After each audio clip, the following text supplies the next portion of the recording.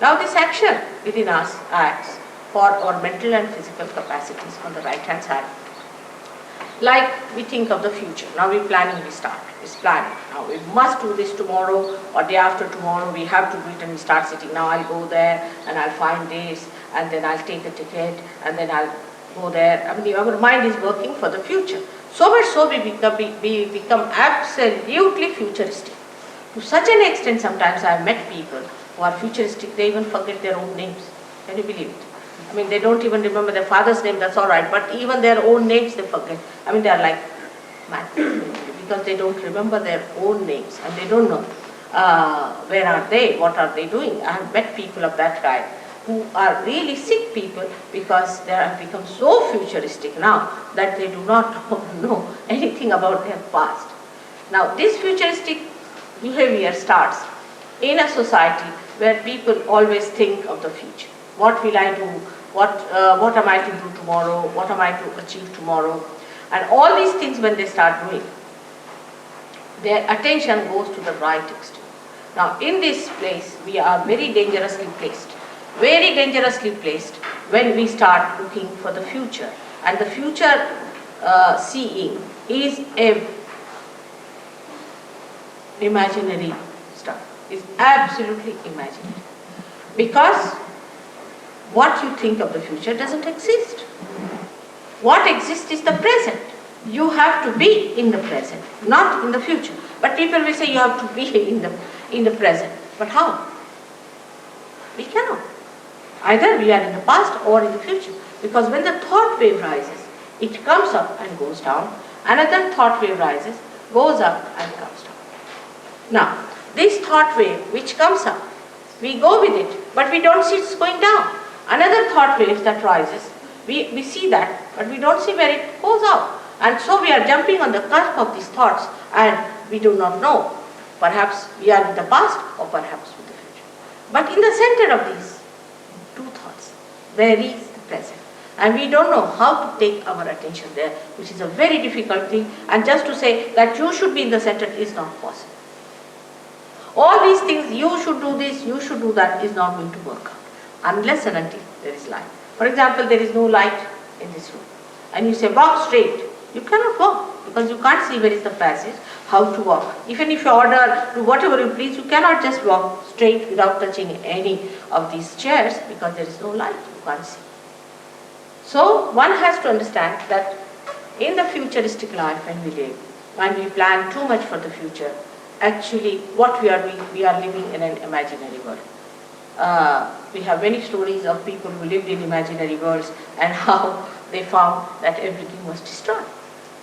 And there are people who work it out through their physical efforts, and when they go into their physical efforts, they create another problem for them because they just become physically oriented people. And if you are just physically oriented, the spirit gets angry. So the right side movement is for the people who are very meticulous, you see what you can call the people who are very particular about the time, and who are very firm about things, who are very dry people, and who are very straight and they won't tolerate any nonsense, that sort of people you see that you find normally, and that sort of people become a headache and they are very boring. You can't just bear their company, they can be very boring people.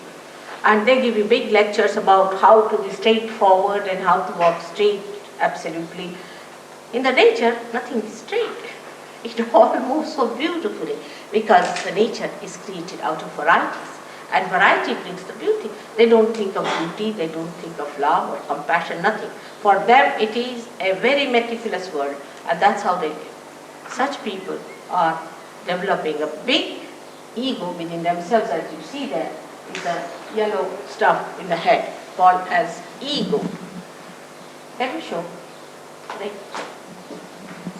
By the action of the left side, emotional side, we develop a superego, but by the action of the right side, we develop an ego. Now this ego is not easy to be seen because if you have a superego, you have pains in the body, you are a miserable person, you have wrinkles on the face, and you look absolutely worn out. But if you have ego, then you look so dynamic. We can say that Hitler was the extreme of this ego business. And he got into his head that he is some sort of a God incarnation, and that he has to save the people, and he was the one who knows about races and everything, and he is supposed to save some races. This kind of idea comes from these people who are right-sided. They are very aggressive. They may be very good to talk to. They may be very humble to look at. Could be very good businessmen. Could be anything. But they do not know that they have this Mr. Ego coming up on their heads just like a big balloon, and they are floating in the air.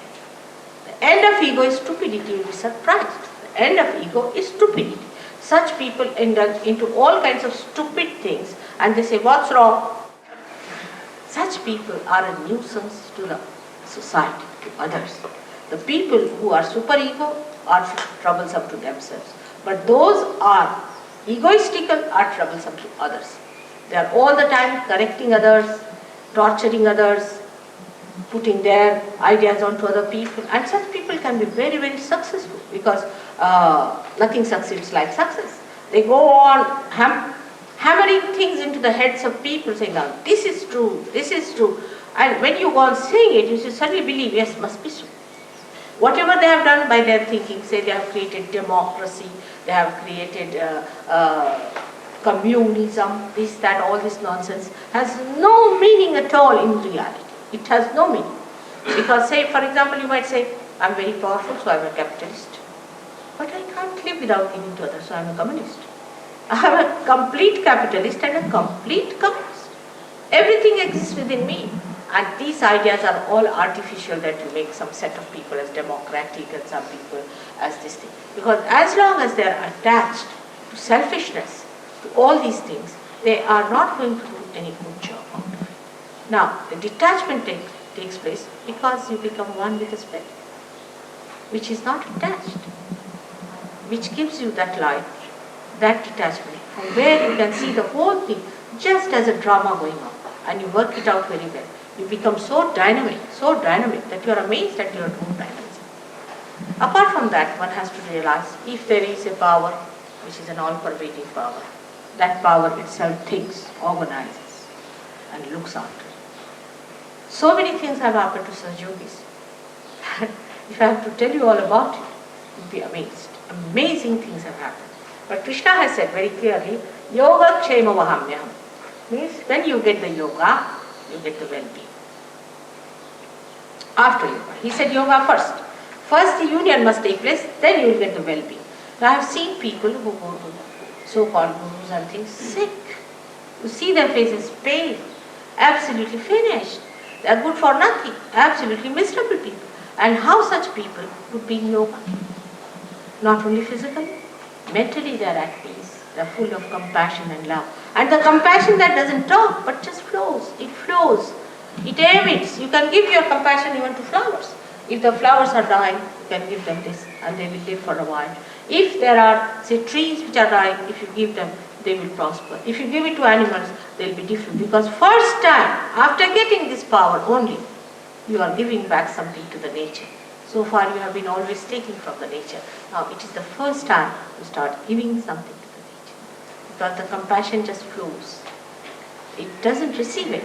It just goes to others. And this should happen to you. Don't be satisfied with cheap things, with something nonsensical, which is something sort of a mimicry or a mass ideas.